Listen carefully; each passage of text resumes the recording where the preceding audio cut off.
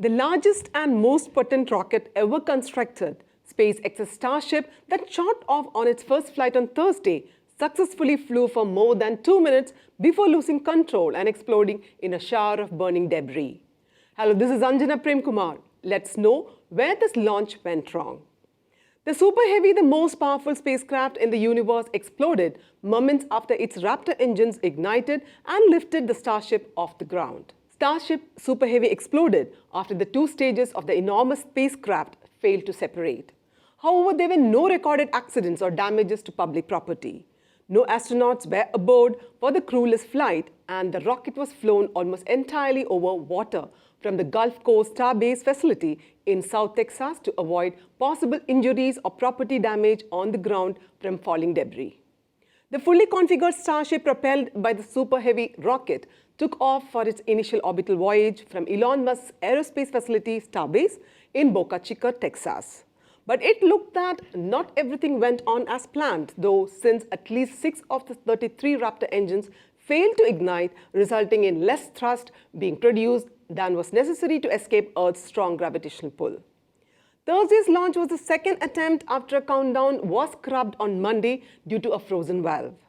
The 33 methane-fueled Raptor engines powering the Super Heavy first stage roared to life at 9:30 a.m. EDT, 2 minutes later than scheduled due to minor technical difficulties, thrilling thousands of locals, visitors, and media watching from adjacent South Padre Islands.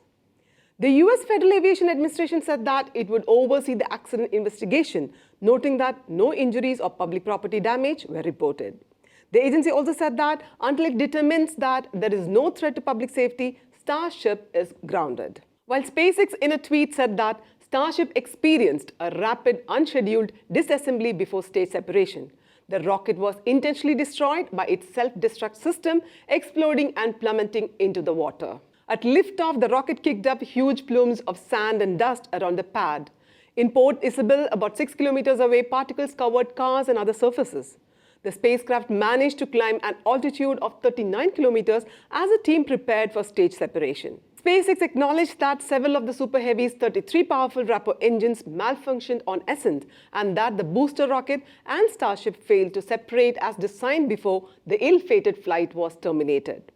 Images of the Starship tumbling out of control in the sky while mounted to its Super Heavy rocket booster before the combined vehicle blew to bits dominated media coverage of the highly anticipated launch. Nevertheless, SpaceX officials on the webcast cheered the feat of getting the fully integrated Starship and booster rocket off the ground for a clean launch and declared the brief episode a successful test flight.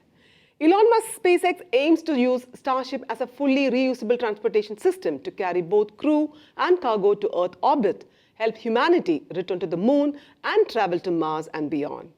SpaceX founder Elon Musk, who monitored launch from the SpaceX Control Center in Boca Chica, Texas, tweeted, "Congrats SpaceX team on an exciting test launch of Starship.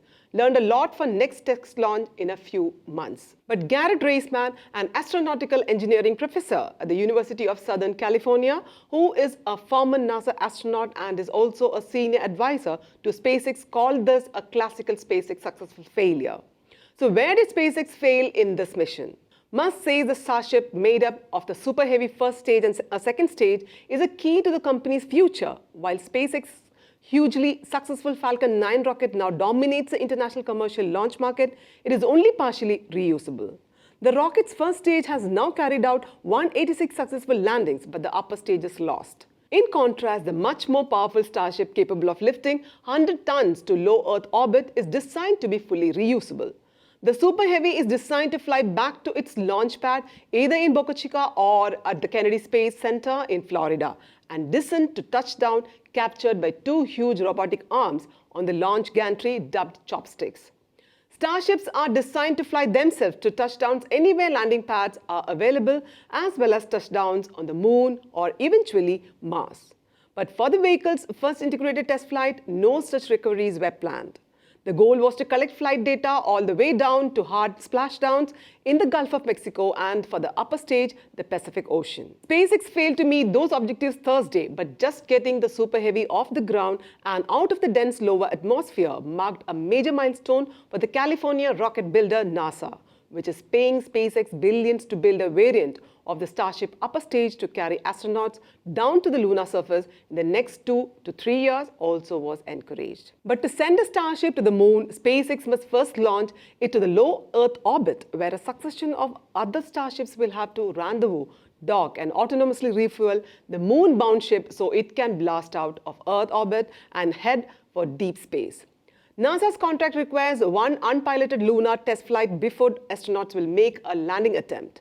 Getting all that done by the end of NASA's official 2025 target sounds like science fiction, but agency officials are hopeful SpaceX can pull it off. It's not known how many Starship test flights are planned before SpaceX will be ready to launch paying customers. NASA's Moon's program aside, at least 3 all-civilian missions have already been booked to date. If you like this video, share and comment. For further news updates, keep watching Kaumudy Global.